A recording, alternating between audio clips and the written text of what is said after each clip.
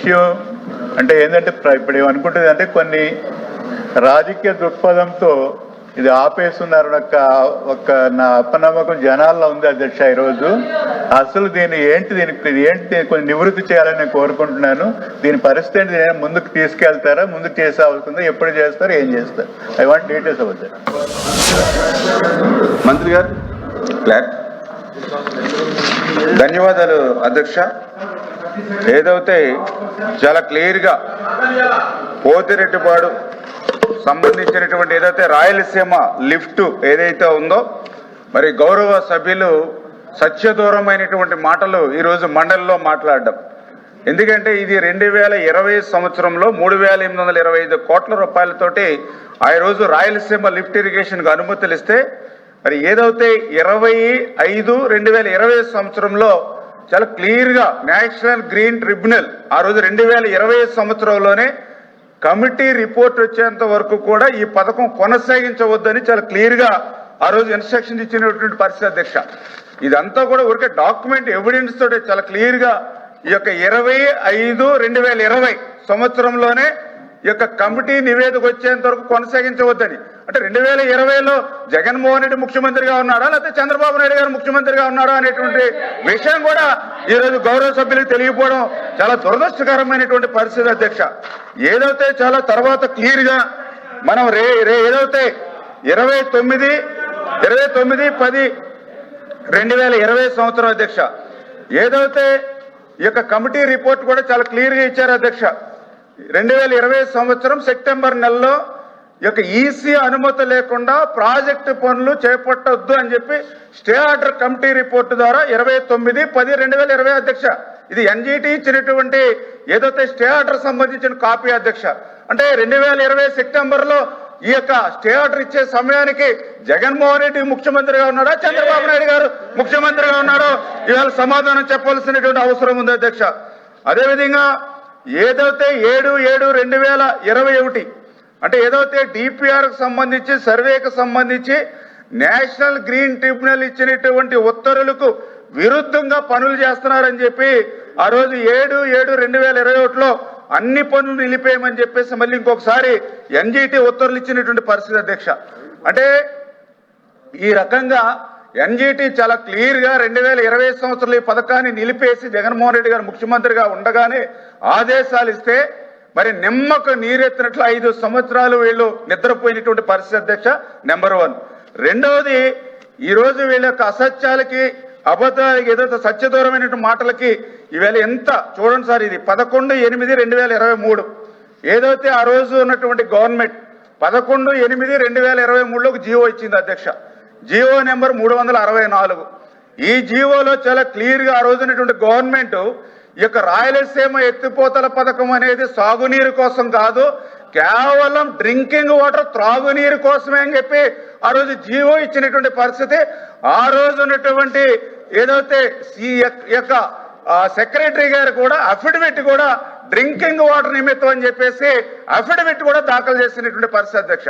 అంటే వీళ్ళ ప్రభుత్వంలోనే జగన్మోహన్ రెడ్డి గారు ముఖ్యమంత్రిగా ఉండగానే ఇది సాగునీరు కాదు త్రాగునీరు అని చెప్పి జీవో ఇచ్చారు. అఫిడవిట్ లో కూడా స్వయంగా ఆ రోజునటువంటి సెక్రటరీ గారు కూడా మీరు అఫిడవిట్ ఇచ్చినటువంటి పరిస్థితి అధ్యక్ష.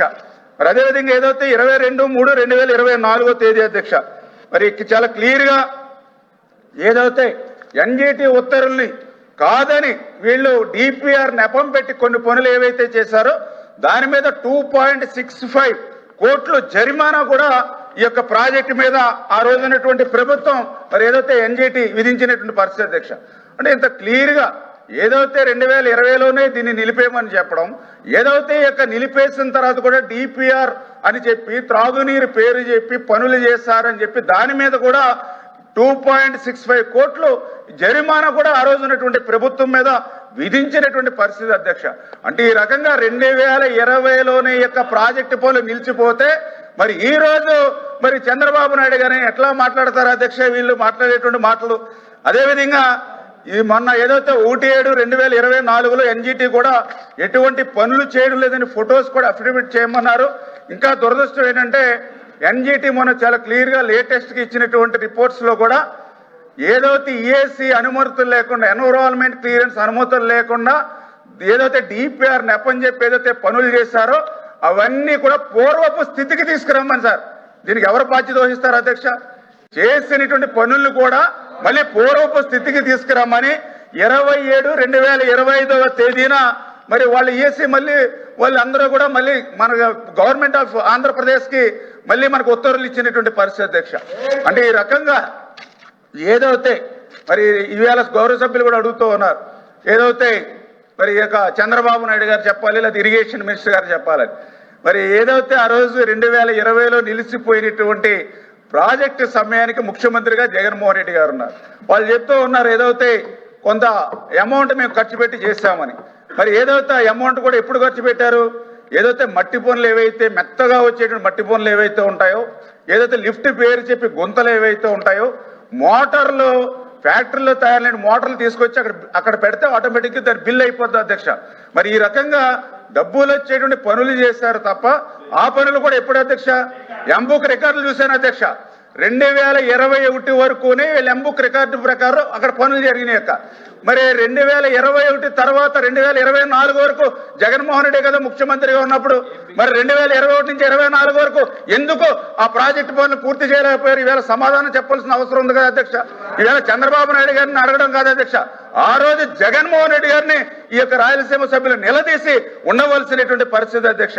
ఎందుకు ఈ మాట చెప్తున్నానంటే అధ్యక్ష, ఈ రోజు మేము కూడా చూశాను అధ్యక్ష, ఇరిగేషన్ శాఖ మంత్రిగా ఏదైతే ఈ యొక్క రాయలసీమ లిఫ్ట్ పేరు చెప్పి ఏదైతే గొంతులు మట్టి వచ్చేటువంటి పనులు చేసి ఒక్క చుక్క నీరు వీళ్ళు తీసుకురాలేదు అధ్యక్ష 5 సంవత్సరాల్లో. ఇదే కాదు అధ్యక్ష, GNSS కి HNSS లింక్ అని చెప్పి పైపులు తెచ్చుకుని అక్కడ పెట్టుకున్నారు, మట్టి పనులు చేశారు, 900 కోట్ల రూపాయలు బిల్లు చేసుకున్నారు అధ్యక్ష. ఒక్క చుక్క నీరు అక్కడ కూడా రాలేదు అధ్యక్ష. మూడవది ఆవులపల్లి, ముదివేడు, నేతిగుంటపల్లి రిజర్వాయర్లు అని చెప్పి అక్కడ కూడా పనులు చేస్తారు, ఈశానుమతి లేదని దానికి 100 కోట్లు జరిమానా విధించింది అధ్యక్ష. అది కూడా ఒక చుక్క నీరు రాలేదు అధ్యక్ష.